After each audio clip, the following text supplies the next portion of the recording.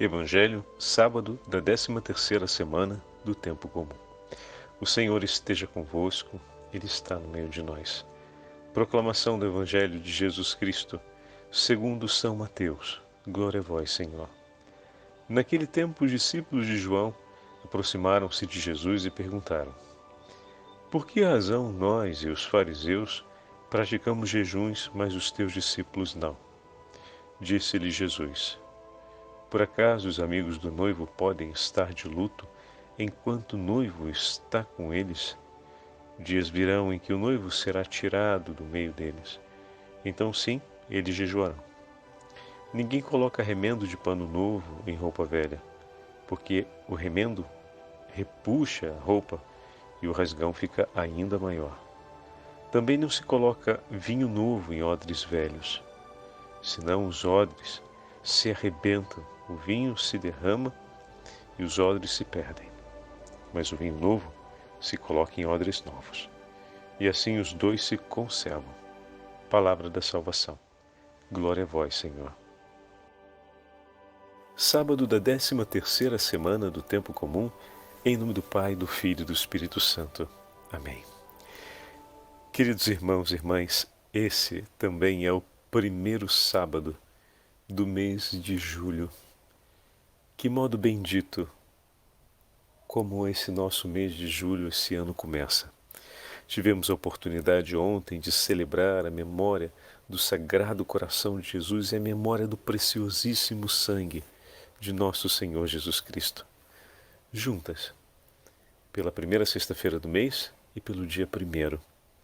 E hoje, justo hoje, dia 2, temos o primeiro sábado do mês que nos dá a graça de fazermos memória do Imaculado Coração de Maria. Que grande bênção poder começarmos assim o nosso mês de julho.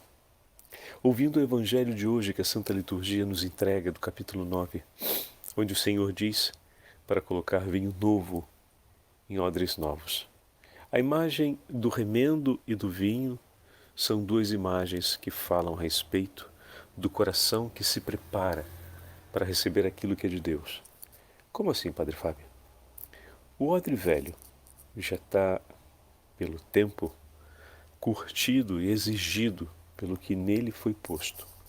E ele não suporta a novidade, ou seja, um vinho que lhe possa ser mais exigente do que a exigência que já teve por parte daquela porção de vinho que antecedeu essa nova.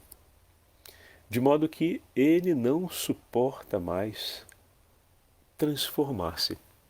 Poderemos dizer que é a imagem do coração do homem que se fecha à transformação que o Evangelho traz. Como assim? Tudo aquilo que passou por esse odre antes exigiu tanto dele, que agora o vinho novo, que também vai exigir dele, vai acabar de tal forma levando esse odre ao colapso, ao ponto dele perder-se e perder-se também o vinho. Quantas foram as mentalidades, as ideologias, quantas foram as expectativas que ao longo da vida muitas pessoas foram criando, e quanta desilusão, ou seja, quanto desgaste essas almas, esses corações acabaram por ter diante de todas essas experiências. E chegando o Evangelho com a exigência que lhe é própria. Mas a gente não pode se esquecer daquilo que já meditamos na 11ª semana. As exigências do Evangelho só podem ser compreendidas e acolhidas se o epicentro de tudo, se a coluna de tudo for transformada. E a coluna de tudo, o epicentro de todas as coisas, passa a ser o amor de Deus por nós e o modo como Deus nos ama. A partir dessa verdade, a partir desse reconhecimento, é que aqueles que recebem o vinho novo do Evangelho vão conduzir cada uma das experiências de sua vida. Por isso, a exigência do Evangelho, ela vai se tornando, na verdade, um grande tesouro. Mas o coração se adapta ao Evangelho. Um coração já esclerosado, ou seja, a esclerose é o endurecimento, né? Onde não há mais a flexibilidade, já se chegou a uma rigidez. Então, um coração esclerosado, nesse sentido, no sentido médico da palavra esclerose, ele tem dificuldade de continuar dando fluência a todo o sangue que passa ali. E dessa forma, também um coração que se endurece diante das situações, desilusões da vida, mas concretamente, o que leva o coração do homem a uma esclerose, agora vamos usar a imagem médica numa interpretação espiritual, é o pecado. Acolhendo tantas ideologias, expectativas, compreensões estranhas a respeito da vida, o coração do homem vai acumulando diversas experiências de ferida, diversas experiências de contradição consigo, diversas experiências de violência contra si mesmo e contra o próprio, seja contra o outro, né, o próximo, seja talvez no modo de pensar, talvez no modo de agir. Quantos e quantos julgamentos e atos pouco dignos uma mentalidade ou uma ideologia pode levar uma pessoa a celebrar no seu cotidiano, e quanto arrependimento depois por termos visto sofrer pessoas que amávamos e, sobretudo, por termos tido, de certa forma, um consentimento desse sofrimento, mas uma insuficiência de amor para freá-lo. Como assim, Padre Fábio? Interessante essa frase que o senhor está falando, insuficiência de amor. Muitas vezes nós nos damos conta que o que vamos fazer e o que vamos dizer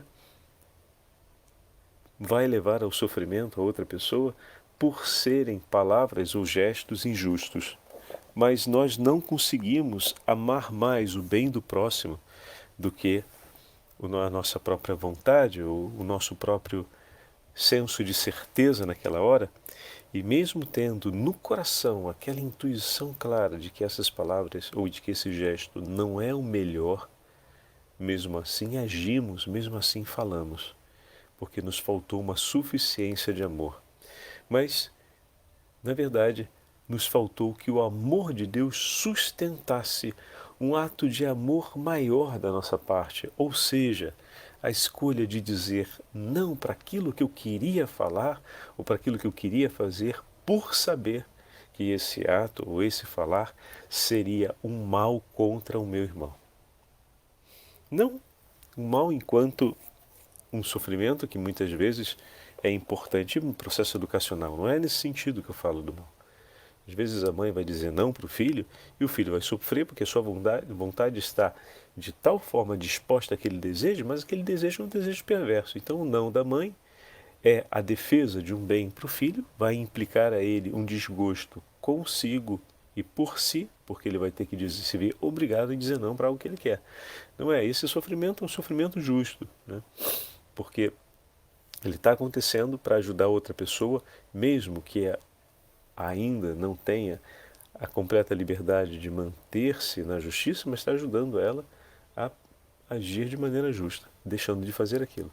Não é desse sofrimento, é do sofrimento que a gente sabe que vai causar quando a gente percebe que a nossa palavra, aquilo que a gente quer fazer, vai ser um espinho a machucar o coração do nosso irmão. Então, como é importante que nós possamos suplicar a ajuda da Virgem Maria para que o nosso coração consiga amar mais. Como é importante confiarmos nossas palavras, nossos gestos, nossa perseverança na oração e na vida cristã ao Imaculado Coração de Maria, para que não nos falte o suficiente amor na hora de estarmos falando, agindo, convivendo com os nossos irmãos e irmãs. Confiarmos ao Imaculado Coração essa nossa real necessidade e a urgência por essa assistência que vem da parte de Deus e nos assegura a vida.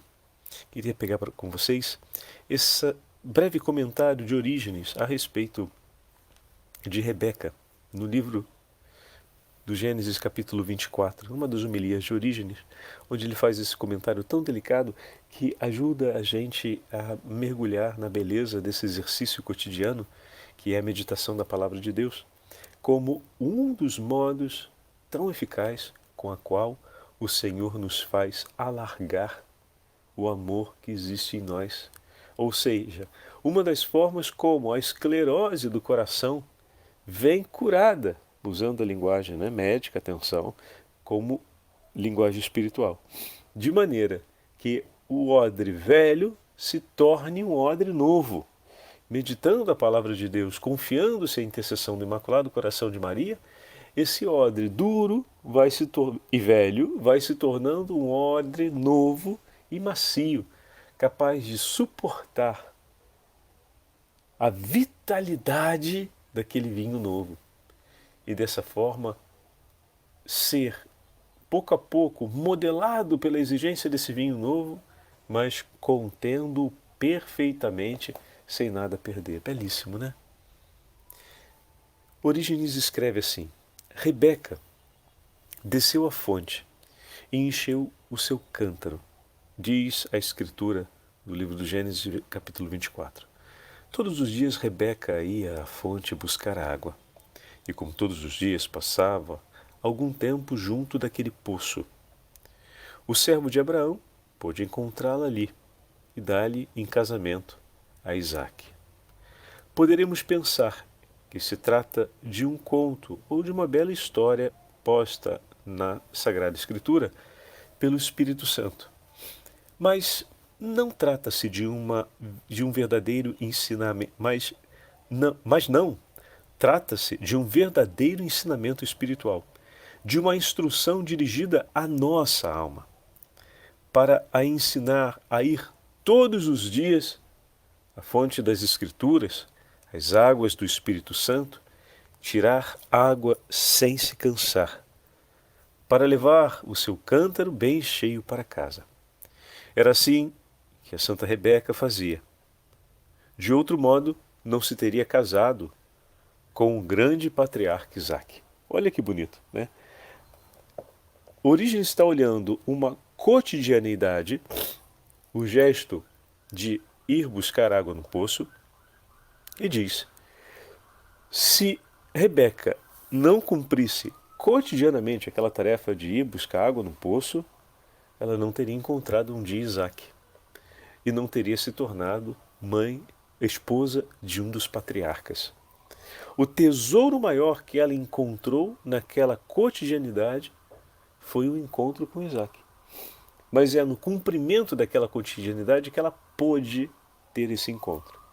E aí ele faz esse paralelo para falar da Sagrada Escritura.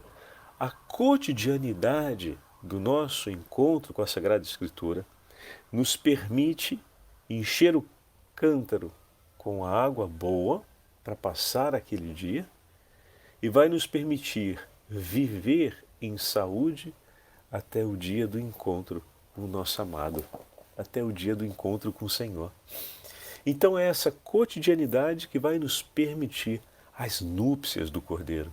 É essa cotidianidade que vai nos levar com vitalidade para o dia do nosso encontro com o Senhor, em que Ele virá e ali, junto a esse poço, vai nos encontrar.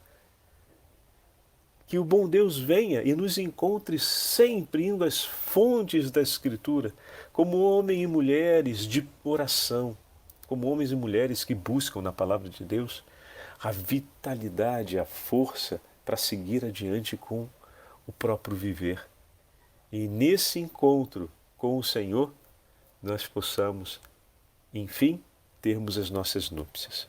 Continua ainda Orígenes dizendo: ora, tudo que a Escritura contém é simbólico. Cristo quer desposar-nos. É a nós que ele se dirige através das promessas dos profetas que lemos e ouvimos nas Escrituras. Quando ele diz: desposar-te-ei para sempre, desposar-te-ei conforme a justiça e o direito, com um amor e a misericórdia. Desposar-te-ei em fidelidade, e tu conhecerás o teu Senhor. Olha que lindo, meus irmãos. Desposar-te-ei com amor e misericórdia. Assim é como o Senhor vai nos desposar. O Senhor vem ao nosso encontro com amor e misericórdia. Poxa, como nós, ao longo dessas meditações, como por exemplo, a imagem que ontem falávamos, usando uma experiência tão comum entre nós, o amor entre a mãe e um filho, que a faz sofrer, e o amor do irmão, que é marcado pelo sofrimento do seu irmão, mas que é um amor tão importante para ajudar sua mãe a continuar amando. A minha presença na vida do outro é para ajudá-lo a continuar amando. A sua presença na vida do outro é para ajudá-lo a continuar amando, o que significa que a minha e a sua presença na vida de nossos irmãos é para ajudá-lo a se transformar de um odre velho e endurecido em um odre novo.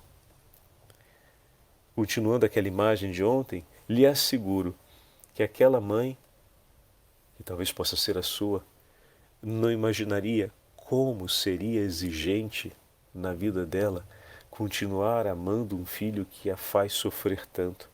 Nem você talvez tivesse consciência de como seria para você exigente continuar amando um irmão assim. Como é importante então que o teu amor complete o amor de tua mãe e seja por ela um socorro de misericórdia para ela conseguir continuar amando até o fim um irmão como o seu, que lhe custa tanto. E como é importante a sua mãe do seu lado para que você continue amando o teu irmão que te custa tanto até o fim também, sem que nenhum dos dois esmoreçam. Ao invés de corrermos para tentar levarmos a mãe ou outra pessoa a desistir de amar, mas reconhecermos esse chamado que o Senhor nos faz e que somente nas mãos do Imaculado Coração de Maria nós vamos conseguir cumprir tamanha missão de amor e misericórdia. O Senhor vem nos desposar com amor e misericórdia e vai ser você, caríssimo filho, ao lado da sua mãe, um pouco a fonte dessa água, ou melhor, o frescor dessa água de misericórdia e amor que ela precisa tanto ter nos seus cântaros para permanecer ao longo da vida cumprindo aquela missão tão exigente. Nós não sabemos o quanto as nossas missões ao longo da vida vão ser exigentes conosco, mas uma coisa é certa, em todas elas, como já falamos várias vezes, o Senhor vai colocar do nosso lado aqueles que nos ajudam, e nenhuma delas percorreremos sozinhos. Então, somando a meditação de hoje, a imagem que falávamos na meditação de ontem, tenha isso presente no teu coração. Nós somos chamados a estar ao lado dos nossos irmãos para ajudá-los a tornar-se odres novos pelas mãos de Maria Santíssima. Nós somos chamados a estar do lado dos nossos irmãos para completar, em nome de Deus, o amor que falta em seus corações para que eles consigam amar todos até o fim. E a presença deles na nossa vida cumpre também essa mesma finalidade. Escreve para nós São Cirilo de Jerusalém, não de Alexandria, São Cirilo de Jerusalém, em uma de suas catequeses, essas palavras. Olha que bonito. Se há aqui entre nós alguém escravo do pecado, prepare-se pela fé para o nobre renascimento de filhos da adoção. Rejeitada a péssima escravidão do pecado e obtida a felicíssima servidão do Senhor, seja considerado digno de alcançar a herança do reino celeste.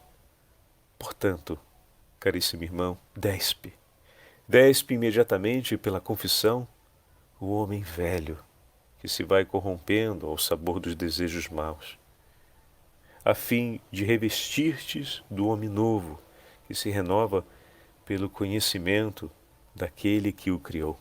Em outras palavras, poderemos dizer despe-te do odre velho, reveste-te do odre novo. Em outras palavras, poderíamos dizer ainda, né? Deixa o odre velho e pela graça da reconciliação, pelo sacramento do perdão, retoma nas mãos o odre novo. Adquire pela fé, continuando o texto, a segurança do Espírito Santo de serdes acolhidos nas mansões eternas. Aproximai-vos do místico sinal, para que possais ser favoravelmente reconhecido pelo soberano Senhor. Juntai-vos ao santo e racional rebanho de Cristo, postos um dia de parte à sua direita.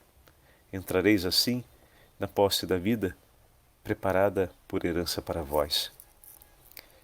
Se algum dos que aqui estão espera provocar a graça de Deus, engana-se e desconhece o valor das coisas. Tens, ó homem, a alma sincera e livre de disfarces, por causa daquele que prescuta corações e rins, e apresente-se diante dele com sincera contrição. O tempo agora é tempo de confissão, é tempo de mudança, é tempo do perdão por ti. Confessa o que cometestes por palavras, confessa a dureza de suas ações, confessa o peso do seu falar, confessa as dores que endureceram a tua alma e fizeram mais dura a alma de teu irmão. Confessa no tempo propício e recebe o amor e a misericórdia, o tesouro celeste no dia da salvação. Que bonito, né? Oh, meus irmãos, hoje é para a gente se confessar, né? Que grande tesouro o Imaculado Coração nos está dando com essas palavras de São Cirilo de Jerusalém. Ele continua ainda mais esse trechinho. Limpa a tua jarra, para conter graça mais abundante, pois a remissão dos pecados é dada igualmente a todos, mas a comunicação do Espírito Santo é concedida a cada um segundo a fé que há em sua alma. Se trabalhares pouco, receberás também pouco. Se fizeres muito, grande será a sua recompensa. Corre em teu próprio proveito, vê o que te convém e prepara um grande coração, trabalhado no Espírito Santo, para ser também ele uma grande jarra plena da graça e digna de grande recompensa. Se tens algo contra o teu próximo, perdoa-o. Tu te aproximas para receber o perdão dos pecados. É necessário perdoar a quem te ofendeu, para, recebendo na medida de Cristo, oferecer Cristo como a medida do teu coração. E a recompensa de Cristo será a sua recompensa no reino dos céus. Meu irmão e minha irmã, isso é completar a medida de amor no coração do próximo. Que pelo sacramento da confissão e a beleza da meditação de hoje possamos deixar Deus completar a medida de amor do nosso coração. Tomemos consciência do quanto o Senhor nos chama a sermos presença na vida do outro para completar as medidas do amor no coração dele, para que ele permaneça amando até nas provas mais difíceis, e que a nossa alegria seja aquela de, reconciliados com Deus e com os nossos irmãos e irmãs, vivamos para amar e amemos e vivamos até o último dia de nossas vidas, unidos ao Imaculado Coração de Maria e ao Sagrado Coração de Jesus. O Senhor esteja convosco, Ele está no meio de nós. Pela intercessão de São Cirilo de Jerusalém e da Beatíssima Virgem Maria, Mãe do Imaculado Coração, abençoe-vos o Deus Todo-Poderoso, Pai, Filho e Espírito Santo. Amém.